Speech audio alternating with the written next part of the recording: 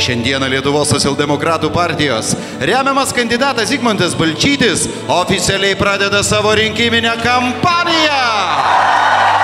Kiekvienam politikui yra labai svarbu, kad visuomenė jo pasitikėtų.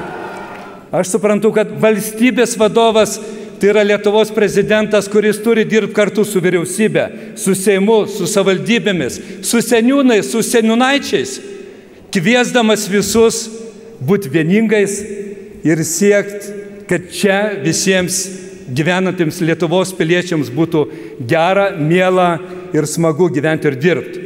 Toks turi būti Lietuvos prezidentas. Toks yra Zigmantas Balčytis.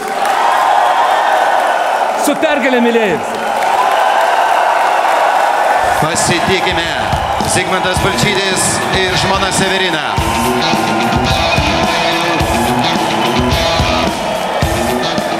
Žinau ir tikiu, kad tu gali ir sugebėsi sutvarkyti su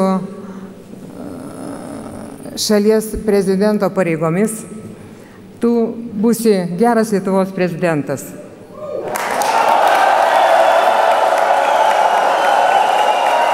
Dėkoju visiems už pasitikėjimą ir palaikymą Respublikos prezidento rinkimuose. Priimu šią suteiktą atsakomybę, jaučiu tvirtą jūsų paramą, jūsų tūkstančiai visose Lietuvos miestuose, kaimuose ir miesteliuose. Mielieji, įsipareigoju kartu su jumis kurti dirbančią, uždirbančią ir vieningą Lietuvą.